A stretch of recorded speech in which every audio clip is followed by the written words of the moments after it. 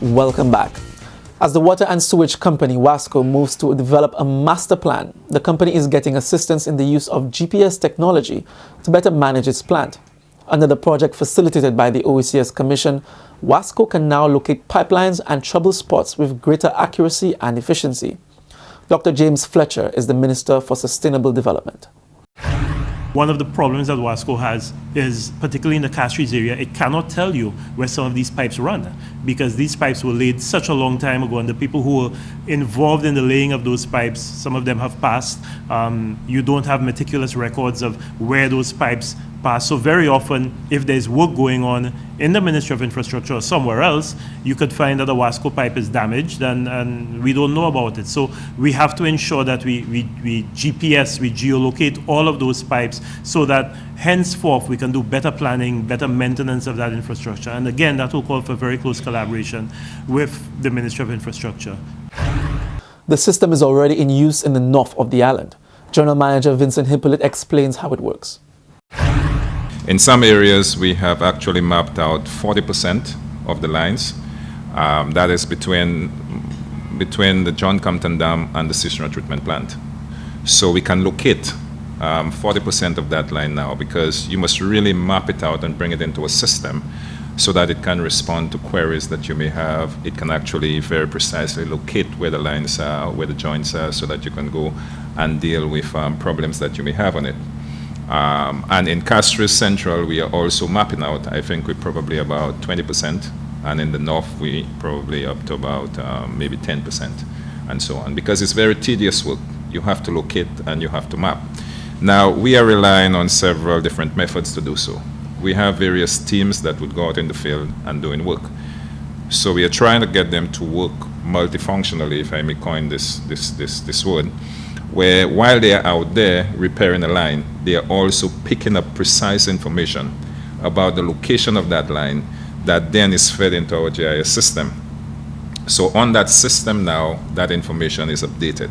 So the next time around, you can actually locate very precisely where to go and deal with a problem.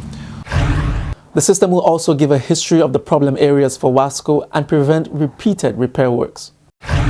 So if you've been there 3 or 4 times, then why should you want to go a 5th time? Because I am sure most of us in the public would say, but why WASCO? But WASCO was there last week, and WASCO there again, and they just write us off. Because we seem not to know what we're doing. Last week we were there, we dug up, we resurfaced, and we're back there again. So with that system now, as we populate it and as we develop it, we would be in a position to have a history. And that history will help us to plan and help us to with our quality assurance program, to make sure that when we go, we do it right the first time and we spend the dollar just once. And that is very, very important. And of course, we are hoping that not just WASCO with the GIS, but the GIS must now become part of our culture going forward.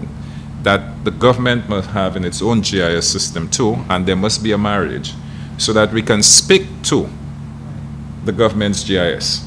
And we can begin to segment the country, where you can say, well, all right, in a particular area, you can just deal with everything. So if WASCO looks at it, WASCO sees everything. The utility company is also tackling the problem of non-revenue water. Several German teams are on island assisting in that regard.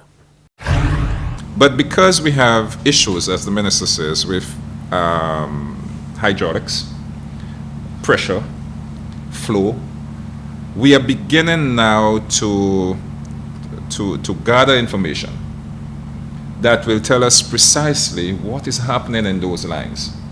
And so we will be able to respond to build resilience. And that's very important, because the issue of breaks in the lines or ruptures are associated with pressure and with flow. And so the question of hydraulics and hydraulic modeling comes into the picture. And the Germans are helping us with this, and that goes towards the non-revenue water situation that we have in the country. And also energy efficiency, because if you have a lot of bricks, as we now know, when we look at the amount of water we are pulling out of the John Compton Dam and the amount of water that's actually reaching the treatment plant, you can see the difference, and we have it all graphed. So we can see what the difference is, and it gives you a feel as to how much water you're losing. General Manager of WASCO, Vincent Hippolyte.